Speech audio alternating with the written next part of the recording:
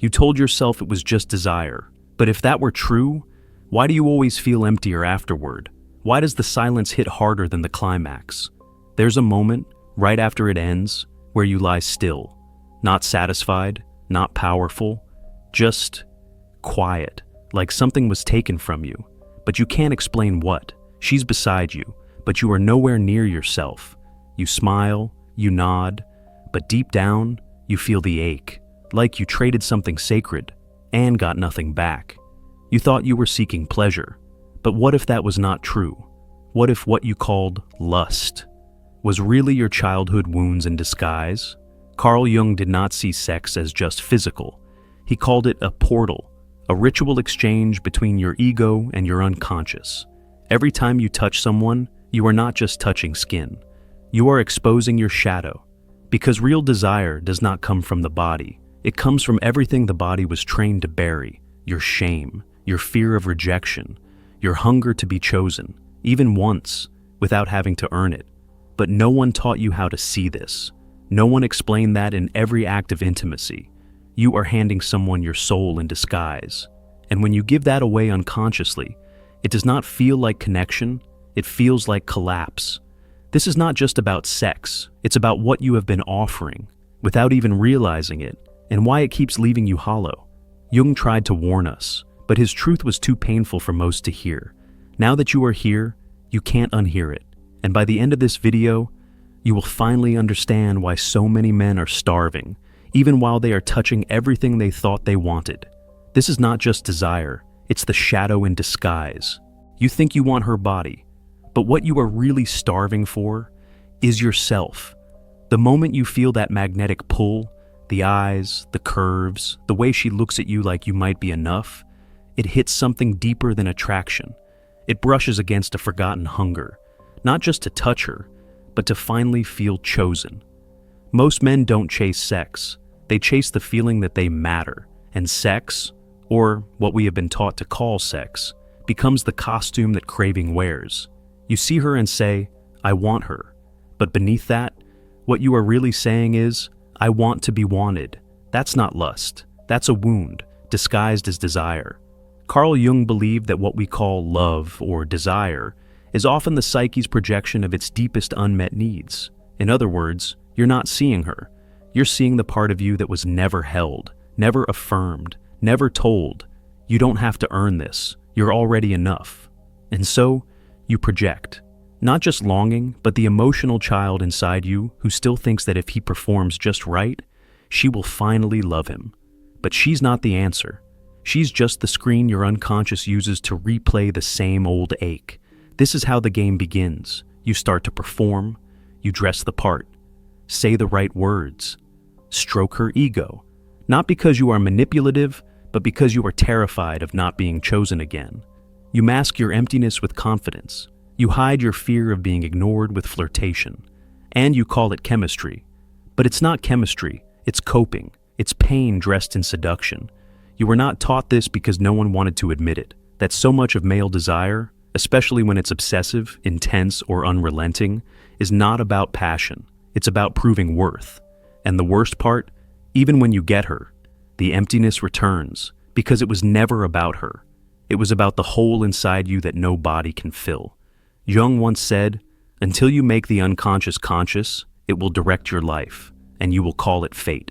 That's what this is. You're not addicted to women. You're addicted to the illusion that one of them will fix what your childhood broke. But they can't. And the sooner you see that, the sooner you stop begging to be chosen and start reclaiming the part of yourself that you abandoned just to feel wanted. This is not about guilt. It's about awakening.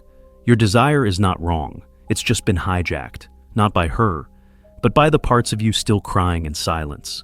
And if you never face those parts, you'll keep calling it attraction, when really it's a hunger to come home to yourself. She smiles at you, and something shifts, not in your body, in your soul. It feels electric, ancient, almost sacred. You don't just want her, you feel like you need her, not for sex, but for something deeper, for meaning, for peace, for wholeness. And yet, you don't know why. Carl Jung did. He called it the anima, the hidden feminine inside every man. Not a fantasy, not a preference, but a psychic blueprint etched into your unconscious since the day you were born. It holds all your internal softness, your emotion, your tenderness, everything the world told you to reject in order to be a man. So, where does that softness go? It gets buried, and later in life, it gets projected onto her. Not the real her, but the image your soul paints over her body. You don't fall in love with the woman. You fall in love with your own forgotten sensitivity, disguised as her voice, her face, her warmth. And this is the trap. Because now you're not just attracted, you're enchanted.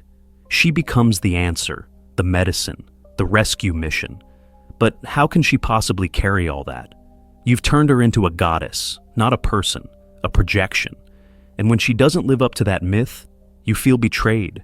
This is how emotional dependency is born, not out of love, but out of an unconscious attempt to reclaim your inner feminine by using her as a shortcut. You think if she stays, you'll be whole. If she loves you, you'll finally be enough. But this has nothing to do with her. You've mistaken reflection for reality. And every time you place your inner anima onto a woman's face, you don't see her. You see what you lost in yourself. And that illusion will always collapse, because she can't be the home you've never built inside. Jung warned us, the man who does not confront his anima will project her endlessly, and suffer for it every time, until you reclaim her, the sensitivity, the softness, the soul you exiled. You will keep turning women into salvation, and then hating them for not saving you. This is not just heartbreak, it's self-abandonment, disguised as love. You thought you were entering her body, but really, you were surrendering your soul. No one told you that sex, real sex, is not just biology. It's ritual, a psychic exchange, a doorway between the seen and the unseen. And every time you open that doorway without presence, without awareness, without discernment, you leave more of yourself behind. Because it's not just skin touching skin, it's shadows entangling, it's unresolved wounds fusing in silence. It's ancestral pain passing between two people who think they're just chasing pleasure. Jung believed the body is not a machine, it's an oracle, a stage where the unconscious reveals its buried truths. And sex is the most honest performance of all. You can fake words, fake smiles, fake love, but your body doesn't lie. It reveals everything you've tried to suppress. When you enter a woman unconsciously, you're not leading, you're escaping. You're begging her to fill the silence that you haven't dared to face in yourself. And the price? It's subtle, but devastating. You lose clarity. You feel drained, directionless, like a fog has entered your mind, but you don't know where it came from. That's not from the act, it's from the exchange. Because sex is never neutral. It's transfer of memory, of emotion, of energy. If she's carrying chaos, confusion, trauma, and you merge with that without awareness, you absorb it, like spiritual osmosis, and suddenly you're exhausted. But you can't explain why. This is what happens when you treat the sacred as casual. You call it hookup culture, but really it's ritual desecration, not because of morality, but because of energy. You are giving away the most primordial essence of your masculine self, and you don't even realize it. And the more you do it, the harder it becomes to know what's yours, and what you've absorbed from others. Masculine clarity fades, purpose weakens. You don't feel like a man, you feel like a mask wearing skin. Because every unconscious sexual act isn't just an experience, it's an exchange of identity. And if you don't understand that, you'll keep offering yourself as if there's no cost, until one day you look in the mirror and don't recognize what's left. This isn't about guilt, it's about reverence. It's about reclaiming your energy and remembering, not every body deserves access to your soul. You think your lust is personal, that it belongs to you, that it's your desire, your hunger, your choice. But what if I told you it is not? What if your lust, the craving that grips you, drives you, haunts you, was never truly yours at all? What if it was a symptom of everything you've tried not to feel? Carl Jung called it the shadow, the parts of you you've repressed, rejected, or denied. And when you don't face those parts, they don't disappear. They take control. They show up in your fantasies, in your compulsions, in your inability to say no to what you know will leave you feeling empty. Desire, at its most destructive, is not about pleasure. It's about pain leaking through disguise, the ache to prove yourself, the panic of being ignored, the unspoken fear of being unloved unless you're impressive, generous, sexual, strong. So, what do? You perform. You become the charming one, the deep one, the endlessly available nice guy who never offends, never disappoints, never asks for anything real. You become what you think they'll want, because you don't believe the real you is worth choosing. This isn't kindness, it's survival. And behind it all is shame. You don't chase her because you love her. You chase her because you're afraid of what you'll hear in the silence if she doesn't want you. You tell yourself it's desire, but it's distraction. From your wounds, from your emptiness, from the little boy inside who still doesn't know how to feel seen without earning it. And here's the brutal truth. The more you run from that boy, the louder he controls your life. Your shadow is not evil. It's unmet need wearing a mask. That uncontrollable lust, it's the unacknowledged grief of never feeling fully accepted. The sexual craving, it's the spiritual ache to feel like you matter. The addiction to pleasing, it's just you, begging to be loved without conditions. But as long as you perform, you betray yourself. You become addicted to validation, to female approval, to the temporary high of being wanted, just long enough to escape your own reflection. And every time it fades, you chase again, thinking you need more desire, when what you really need is integration. The good guy isn't good. He's lost, disconnected from his own essence, and terrified to stop performing, because if he did, who would he even be? Jung said, the shadow is everything that has been repressed and never faced, and until it's faced, it will run your life, especially your desire. This is not about rejecting lust, it's about reclaiming it, because only when you make your shadow conscious does desire stop being a drug and become a choice. Every touch is a trade, and if you're unconscious, you're always overpaying. They never taught you that intimacy has a price, not in morality, but in energy. Not every encounter costs your dignity, but every encounter costs something. Because sex isn't just a moment. It's a merging of timelines, memory, archetype, shadow, unspoken stories. All of it entangles in a single act. You're not just giving your body, you're handing over your emotional blueprint and absorbing theirs. If you touch her without presence, you don't leave as the same man. You leave carrying things you can't see, but you feel them. Suddenly, you're foggy, irritable, detached from your purpose. You tell yourself, it's nothing, but it is something. It's energetic debt, because even when there are no words, the body is speaking. It remembers her chaos, her wounds, her ex-lovers, her projections, her emotional attachments and traumas. They live in her nervous system. And when you enter her unconsciously, you download that code, like plugging into a hard drive without a firewall. Carl Jung warned that the unconscious never forgets. And in sex, it screams. Every suppressed insecurity, every unprocessed heartbreak, every trace of emotional poison flows between two bodies like ink and water.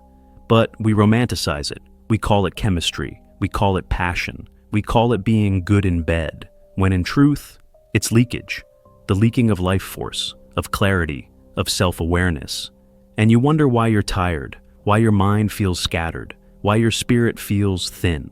Because every unconscious touch is a withdrawal from your psychic bank account. You think it was just a night, but it wasn't. It was a ritual you didn't know you were performing, and every ritual has an offering. The question is, what did you offer, and what did you receive?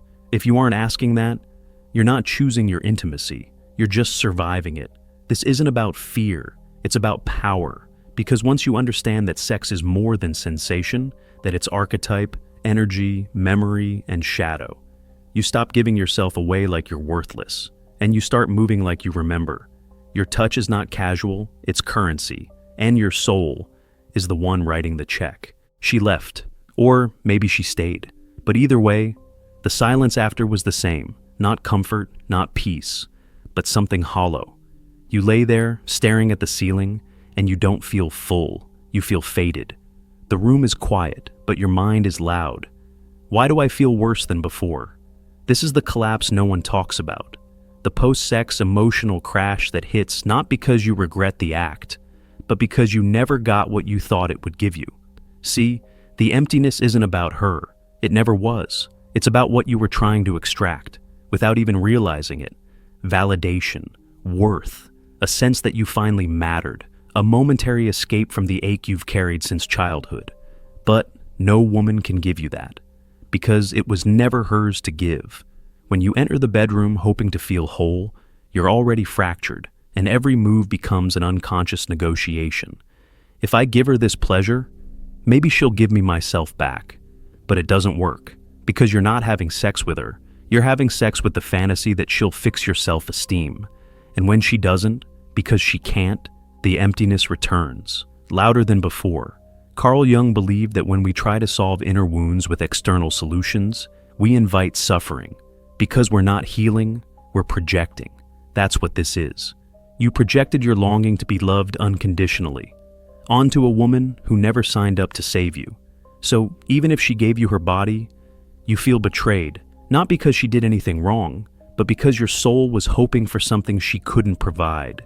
This is the psychological trap, using sex to solve wounds that were never about sex, and the result is predictable: temporary high, sudden collapse, repeat. You begin to confuse intensity for intimacy, pleasure for connection, approval for love, but none of it lasts, because it's all built on a void. Until you realize this, you'll keep offering your body in exchange for emotional rescue, and every time, you'll leave more drained, more disoriented, more disconnected from who you really are. Pleasure is not the problem, but using it to avoid pain always has a price, and if you're not careful, that price is you. You were told to be strong, but no one told you what that actually meant, so you guessed. You guessed that strength was silence. You guessed that strength was control. You guessed that strength meant always saying yes to sex, yes to power, yes to proving you're a man. And somewhere in all that guessing, you lost yourself. Now you wear the mask well, confident, capable, desired. But underneath, you're tired, not just in your body, in your soul. This is the secret pain of millions of men. The more we try to prove our masculinity, the more disconnected from it we become. Carl Jung understood this collapse long before we had a name for it.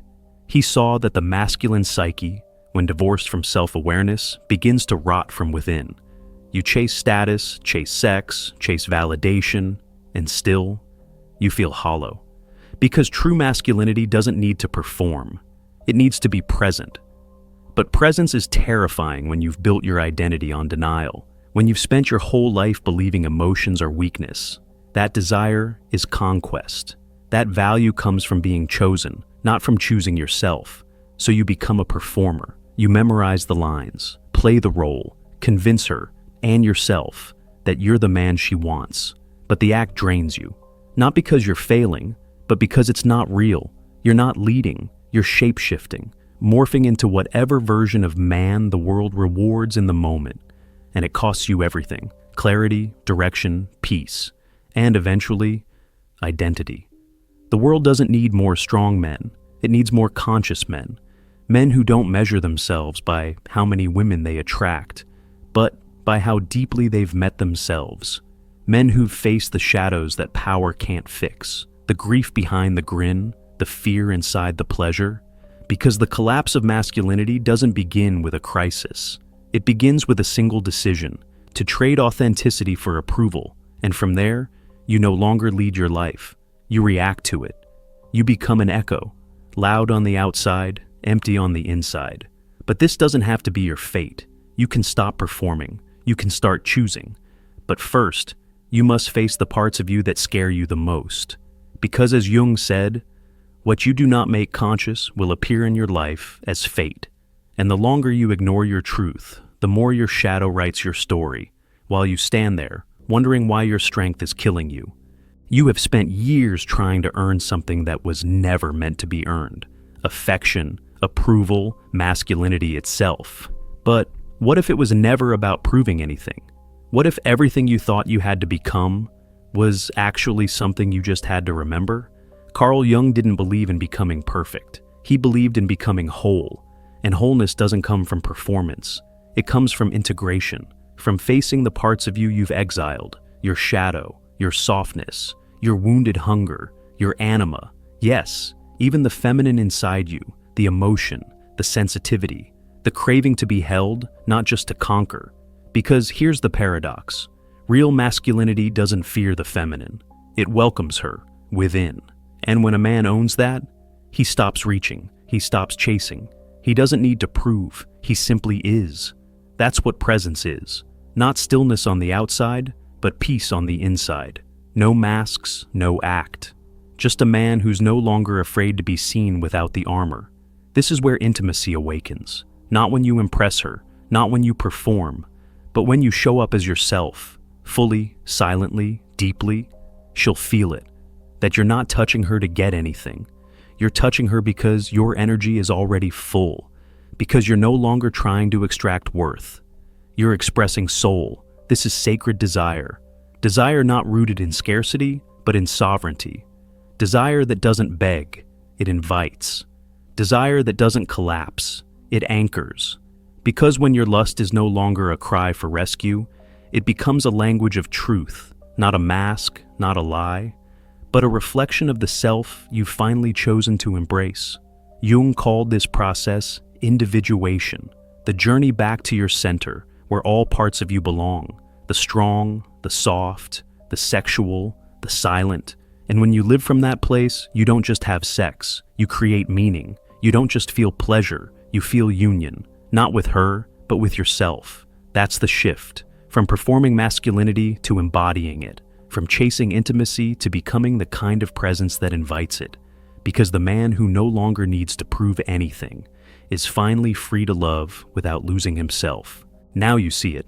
Your desire was never just about pleasure. It was a map, a mirror, a message from the parts of you you tried not to hear.